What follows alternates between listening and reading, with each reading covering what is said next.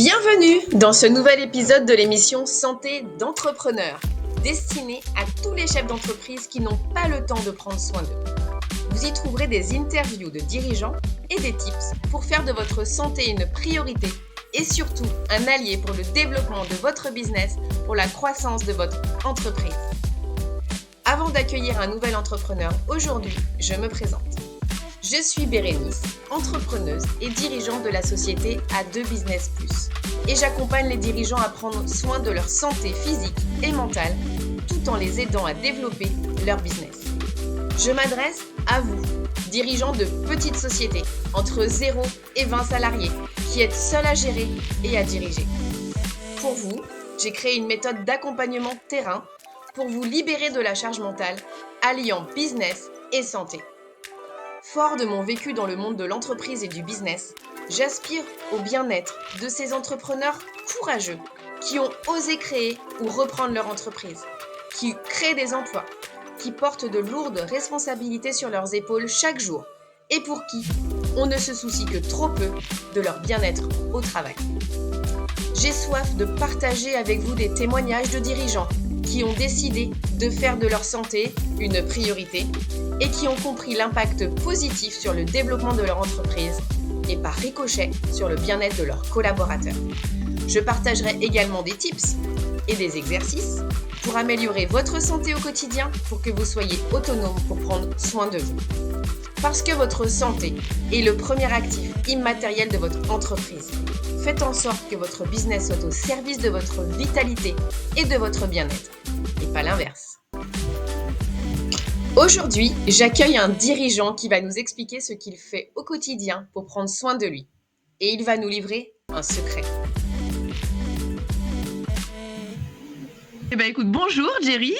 Je te remercie beaucoup d'être là et d'avoir accepté cette interview autour de la santé du dirigeant, de l'entrepreneur. Et je te remercie de vouloir partager avec nous ton expérience là-dessus et le lien que tu fais entre ta santé et ton entreprise. Alors tout d'abord, j'aimerais que tu te présentes brièvement.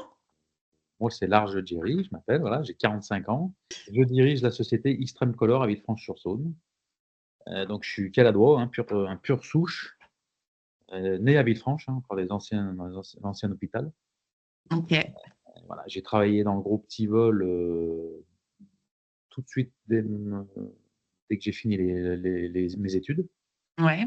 Je suis resté un bon moment, j'ai même pris des places un peu responsables, des choses comme ça. Et puis après, j'ai eu vite l'envie de me mettre à mon compte. Grâce à une rencontre que j'ai fait dans le groupe Tivol d'ailleurs, un collègue que je me suis fait, Christophe. Ça a tout de suite matché tous les 2, puis on s'est dit: «Faut qu'on trouve quelque chose pour se mettre à notre compte» et puis, de là est né, Extreme Color. Donc, Ok. le nom, tout ça, c'est né, autour d'une bière dans un bar, en feuilletant des bouquins. On a vu un truc qui a fait Extreme, tiens Extreme c'est bien, ça fait un peu américain, Color, tout. Après des fois on nous prend pour des coiffeurs et on est carrossier. Donc à la base on est carrossier peintre. Ok. Et on s'est dit: «Il faut qu'on trouve une méthode pour aller faire», parce que c'était très cher à l'époque et puis, du boulot on en avait, mais par-dessus la tête, il y avait des grêles, il y avait pas mal de choses et les délais qui étaient très longs et on s'est dit: «Il faut qu'on trouve un système pour réduire le coût, le temps, le délai», heu et puis rien de mieux de travailler avec les pros. On s'est dit, parce que le particulier, il a déjà ce qu'il faut, il y a déjà plein de carrosseries. On s'est dit: «Avec les pros, il y a un problème là-dessus pour bosser entre pros».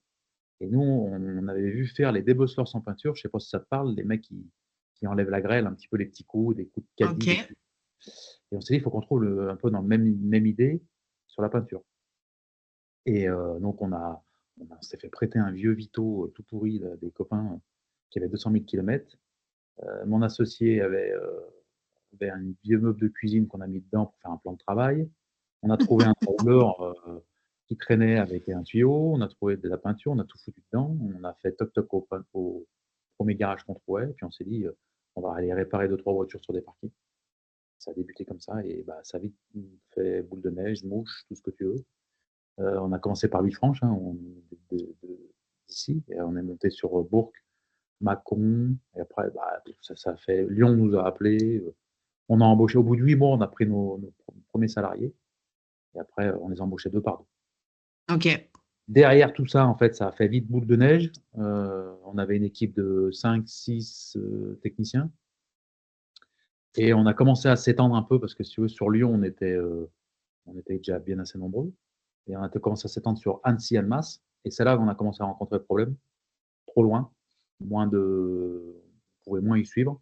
Mmh. On s'est dit: «C'est compliqué de suivre les gars, les salariés, tout ça», même si, chez nous, c'est bien parce que si tu veux, ils sont autonomes, ils travaillent à leur rythme. Ouais. Heu, Ils font un peu les horaires qu'ils veulent entre guillemets, mais ils sont payés si tu veux au résultat. Donc plus tu factures, plus tu gagnes. C'est comme un OK. vendeur de bagnole, plus il vend, plus il touche, pareil. Et donc si tu veux, on a vu la limite d'aller plus loin. Donc on s'est dit: «Qu'est-ce qu'on peut faire?» On aimerait bien faire exploser la marque quoi, avoir des petits extrêmes de partout. Et le seul moyen qu'on a dit: «Il faut qu'on arrive à franchiser notre concept». Mmh. Comme voilà, comme plein de marques, quoi. Et notre comptable nous a dit: «Bah, moi, j'ai quelqu'un dans le cabinet qui fait ça, qui fait de la franchise». Donc on l'a rencontré, on a matché, mais alors tout de suite. Je l'appelle mon papa de la franchise maintenant. Là, c'est un gars qu'on connaît, bah, maintenant depuis 2014 qu'on a mis ça en place, on a signé, on est parti. On a mis 1 an à modéliser tout le truc parce qu'on était presque prêts. On avait des Nous, nos techniciens, ils sont limite à leur compte, hein, si tu veux. Ils OK. ont leur camionnette, ils se débrouillent, ils ont leur clientèle, leur secteur. Donc en fait, c'était déjà prédéfini. Il fallait juste écrire le contrat, heu, avec l'avocat, donc ça, c'est super long, que Jean-Luc Cohen, qui s'occupe de notre franchise, du recrutement pour, exploser la marque, qu'il comprenne bien les choses. Donc il a fallu qu'il passe chez nous, 1 journée tous les mois, chez nous pendant 1 an et qu'il comprenne le truc, parce que Jean-Luc, il est capable de faire de la retouche juste avec sa tête, mais pas avec les mains.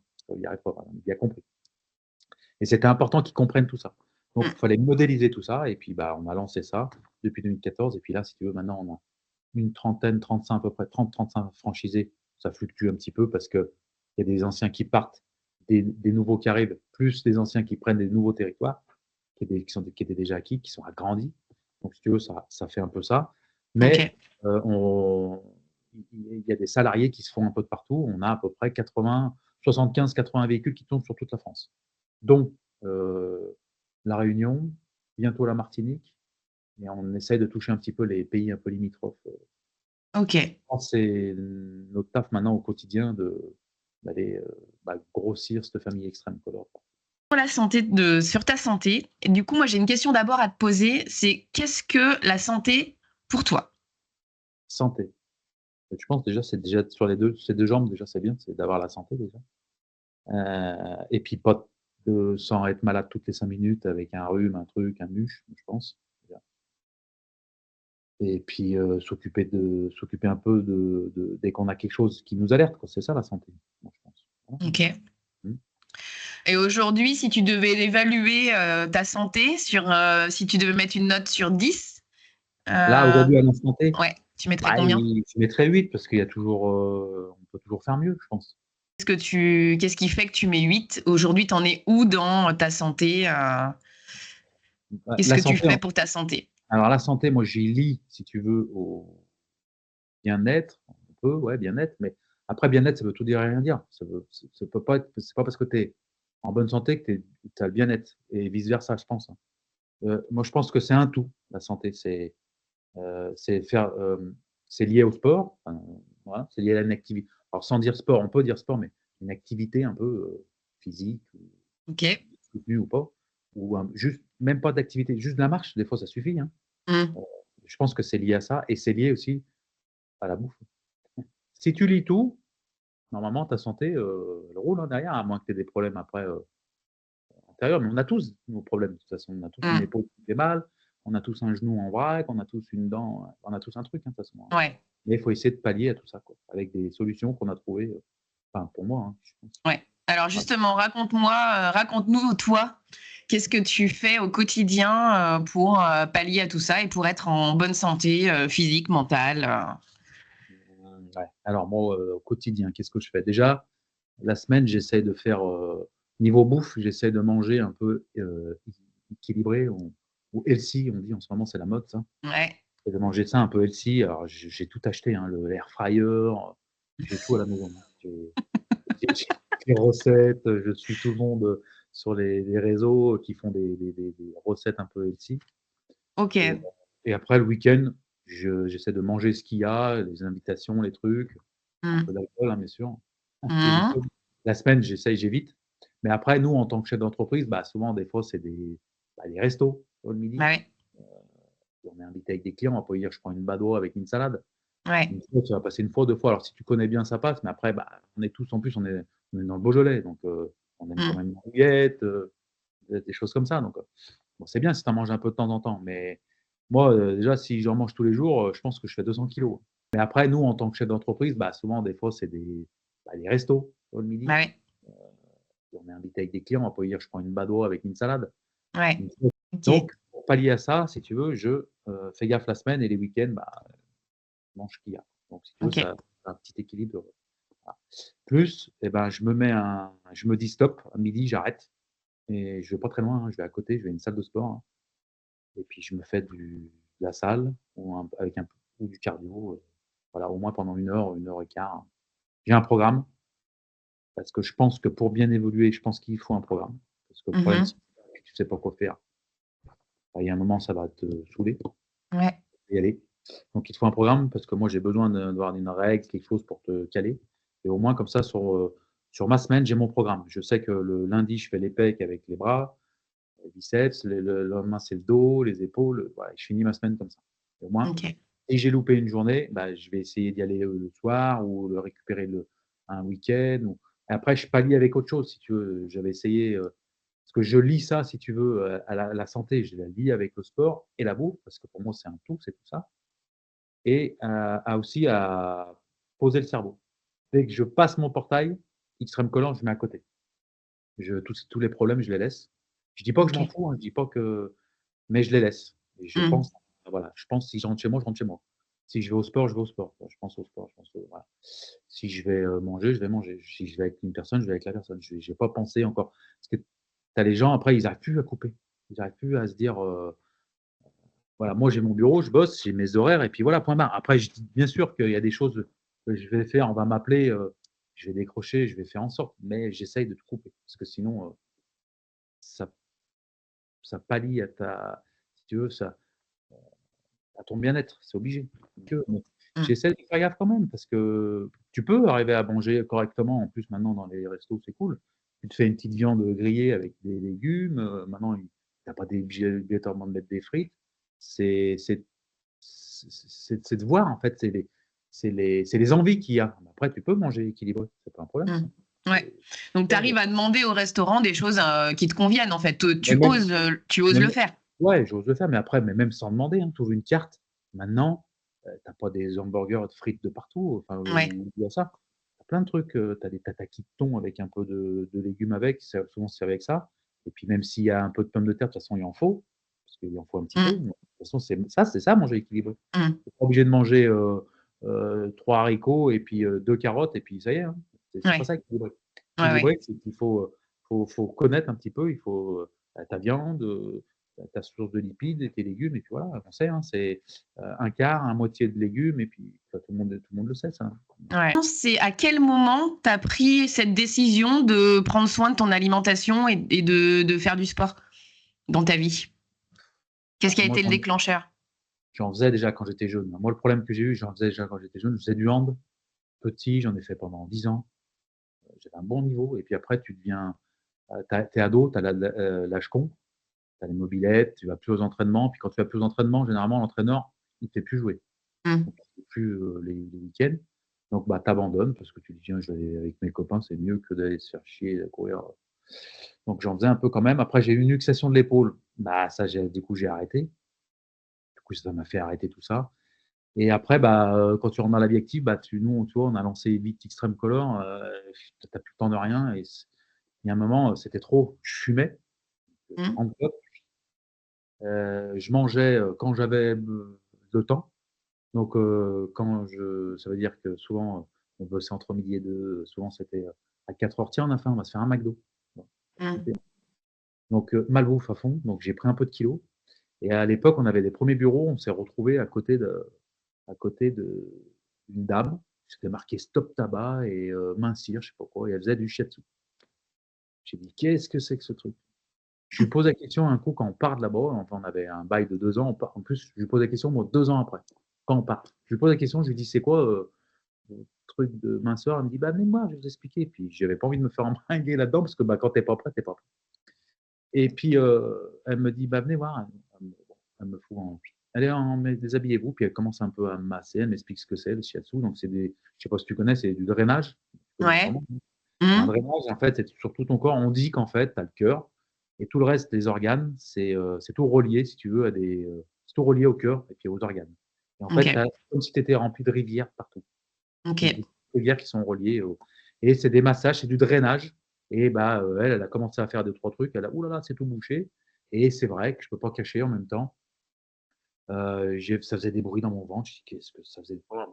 Et comme si ça se purifiait, j'en sais rien, je sais pas. Et elle m'a dit: Ouais. «Ça va revenir, ça va vous allez peut-être avoir un peu mal à la tête, vous allez peut-être, avoir envie d'aller aux toilettes». Ah ouais, c'est vrai, tout ça derrière et mine de rien, j'ai, 26 kilogrammes qui sont partis en peu de temps, vraiment peu de temps.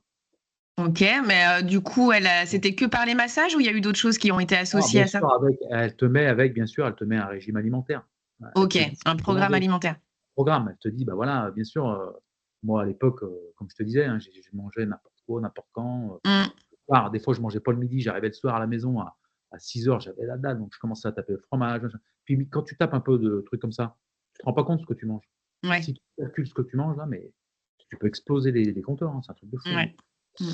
Et puis ça s'installe petit à petit, tu vois? Tu t'y fais installer. Donc là, elle m'a mis cette espèce de régime. Alors j'aime pas dire régime parce qu'elle te réapprend à manger, Ouais. un truc équilibré, puis elle te alors bien sûr, ça tape tout de suite dans la graisse, hein. Et moi, je te dis, c'est parti, mais tout de suite. Puis Mmh. j'y allais 3 fois par semaine. Ah bah, ça OK. coûte, hein, par contre, hein, c'est pas remboursé par la sécu, rien du tout, hein.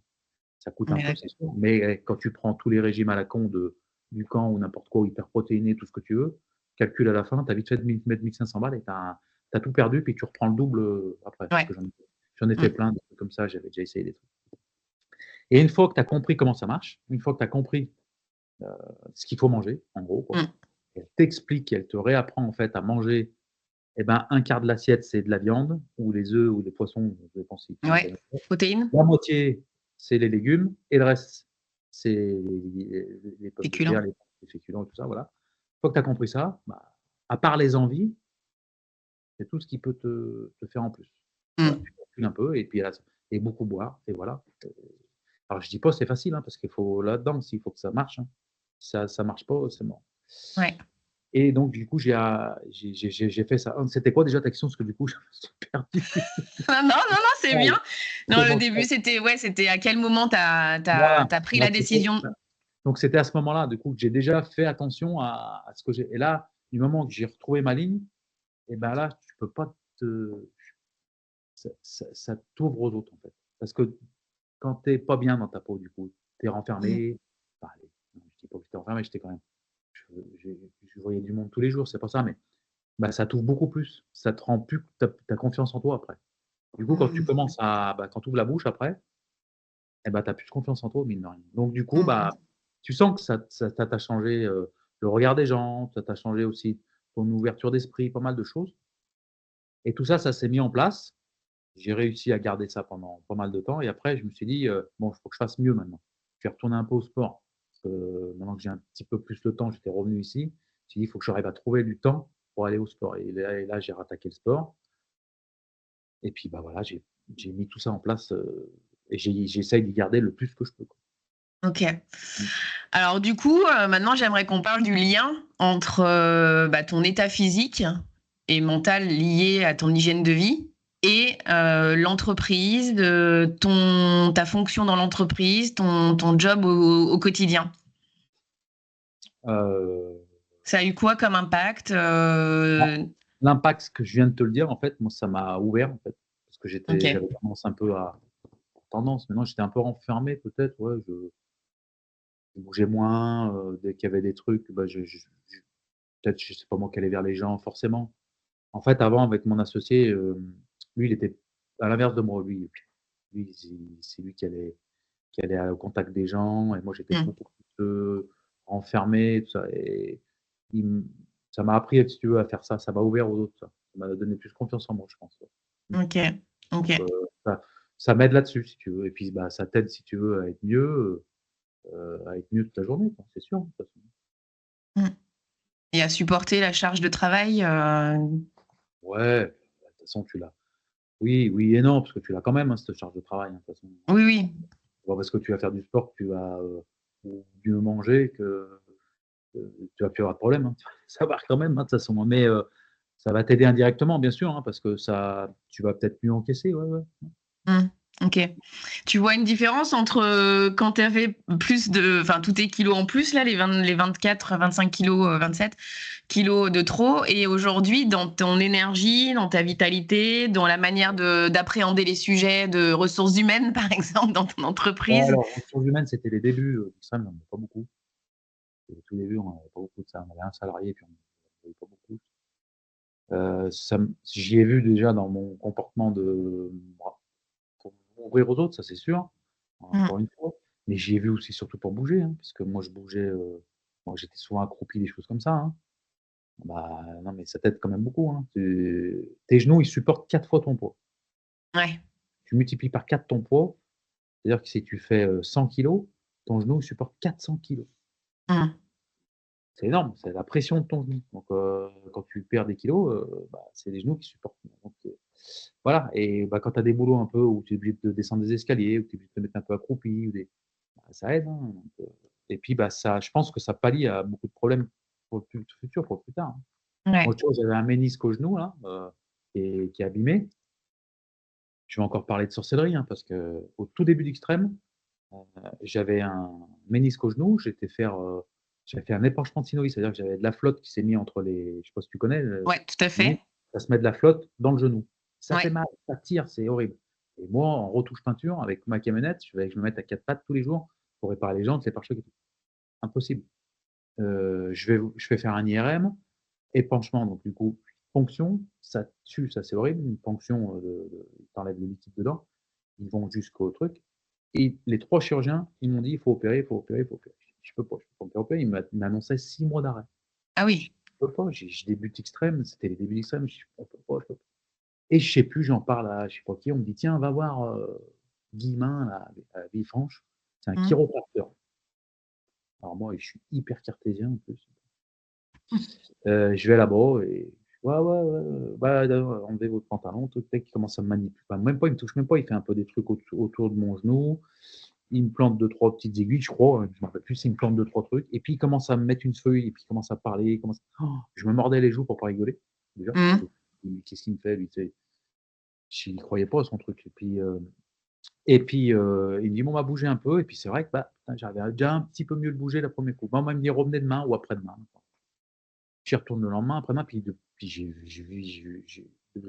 marché avec, hein et excuse-moi, attends, ça coupe. Je t'en prie. Hop. Heu, du coup, j'y retourne le surlendemain, hop, il me refait encore ces trucs, bah, je remords un peu moins mes genoux, du coup, j'écoute ce qu'il me fait et puis baragouiner des trucs et puis, bah, 1 fois, 2 fois, 3 fois et bah, mine de rien, j'ai pu poser mes pieds par terre, j'ai pu marcher, j'avais presque plus mal.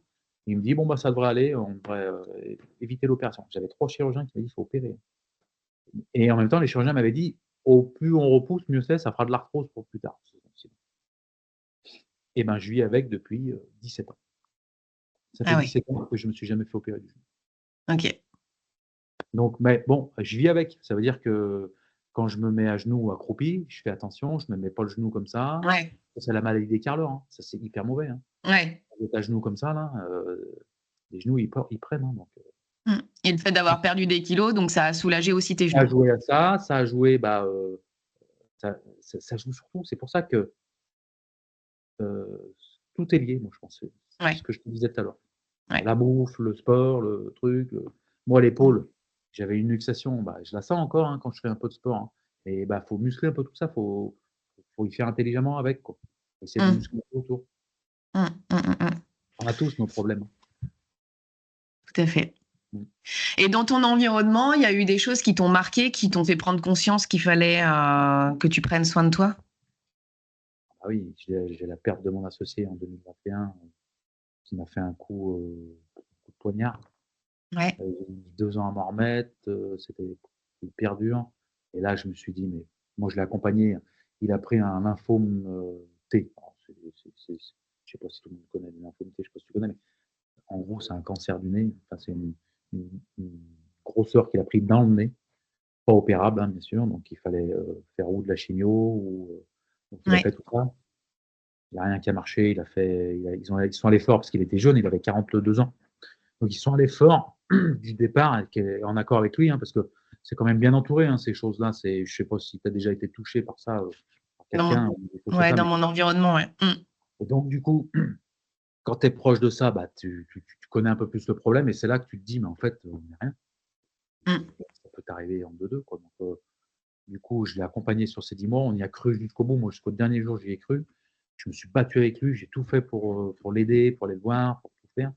Et je me suis dit, mais en fait, 42, là, j'ai tout ce qu'il a fait avant. C'est battu tout ça. Et ça peut m'arriver à moi, c'est pas n'importe qui. Donc, en fait, je vais te dire, ça peut passer. Je crois que le train, il peut faire tomber la boutique, là, bah, tant pis. J'ai appris à relativiser. Puis il y a des choses beaucoup plus graves qui arrivent. J'arrive à balayer maintenant. Alors attention, hein, parce que ça revient vite au galop, hein, les petites embrouilles, les petites histoires, à essayer de te dire, en fait, tu te dis, ouais, c'est bon. C'est ça qui m'a fait prendre conscience un peu, encore plus qu'avant. De l'importance d'être en santé, en bonne santé. Ouais, parce que mon associé, pour rien cacher, zéro sport, malbouffe. Alors là, je crois qu'on ne pouvait pas faire mieux. Il aimait pas les tomates, il aimait pas les légumes, il aimait rien, il bouffait. Alors, je dis pas, c'est pas ça, hein, je dis pas ça qui lui a donné ça. Hein. On sait ce qui lui a donné ça. C'est un peu le métier, c'est la peinture. Donc, ça n'a rien à voir avec. Mais ça n'a pas aidé. Et tout ce qui est pas, c'est pas bon. Et il avait pris conscience de ça après. Hein, de toute façon, enfin, quand il a eu ça, on avait décidé ensemble qu'il voulait un peu reprendre le sport un peu avec moi. Je voulais l'emmener à ça en plus. J'allais l'emmener, si tu veux, sur du sport, l'emmener avec moi, un peu essayer de la meilleure bouffe, essayer de prendre un peu plus de temps pour nous aussi, parce que c'est super important ça. Moi, tous les 15 jours, je descends dans le sud, j'ai un bateau dans le sud, donc c'est mon appartement que j'ai en bas en fait. Et je me ressource là-bas. Comme je disais tout à l'heure, je pose mon cerveau au boulot, et puis je me pose là-bas et j'oublie tout. Ok. Voilà. Et ça, c'est important. Ouais.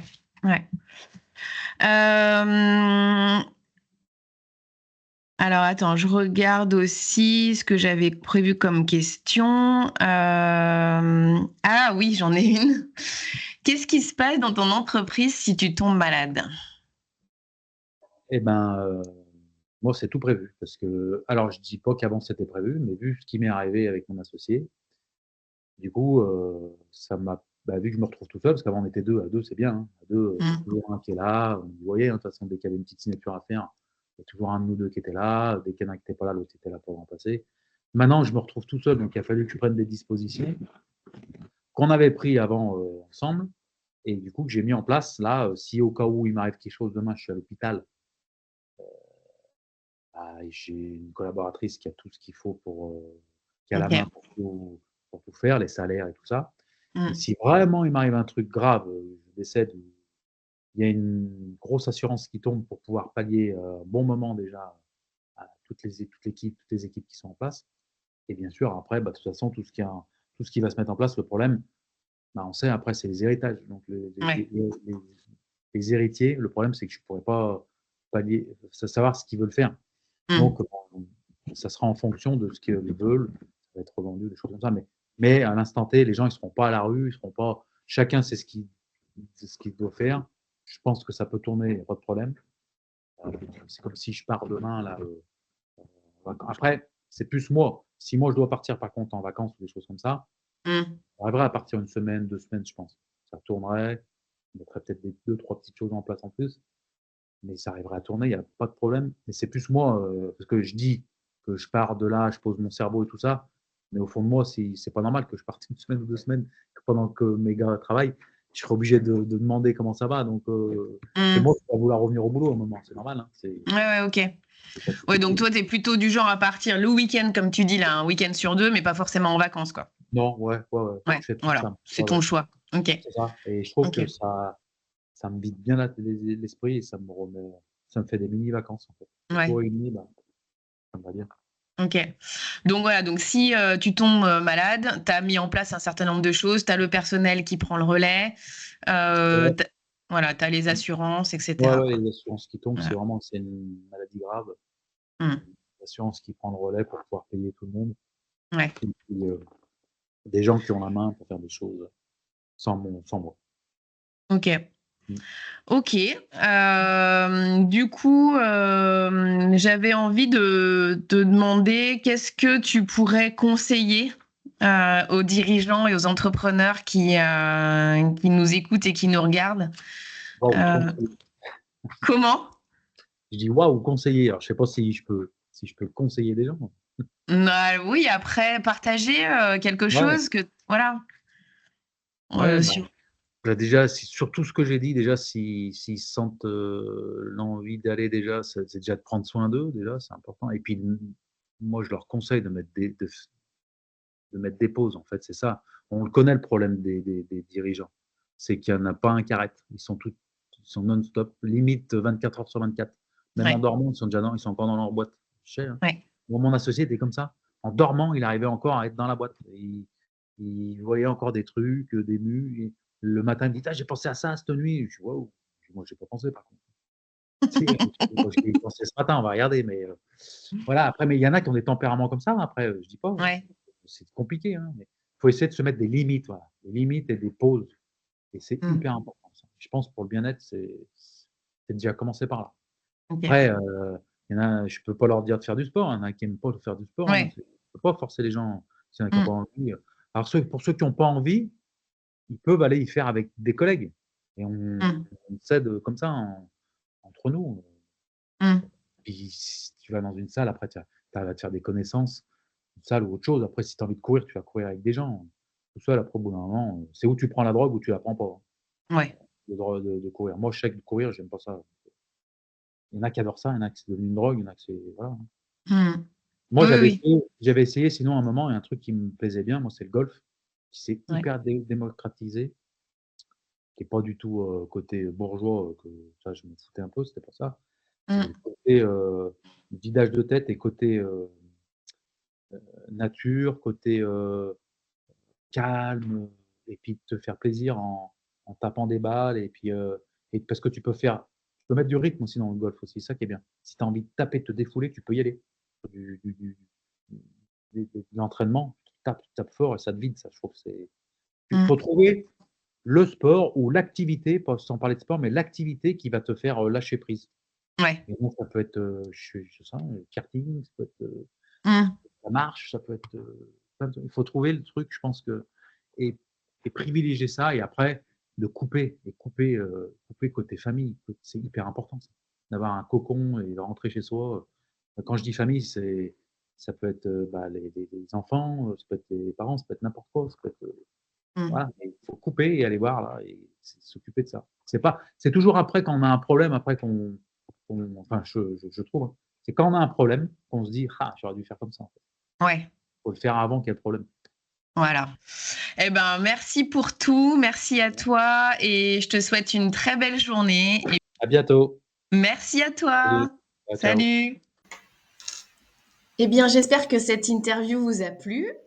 Alors, si vous aussi, vous avez envie de témoigner sur votre expérience de vie et expliquer à tous ces dirigeants quel lien vous faites entre votre santé et le développement de votre chiffre d'affaires, ou si vous aussi, vous avez envie d'être accompagné pour développer votre chiffre d'affaires, votre business, en prenant soin de votre santé physique et mentale, vous pouvez me contacter soit via les réseaux sociaux et essentiellement sur LinkedIn à Bérénice Volgringer.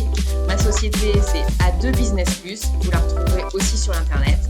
Je vous souhaite une très belle fin de journée et je vous dis au prochain épisode. À bientôt.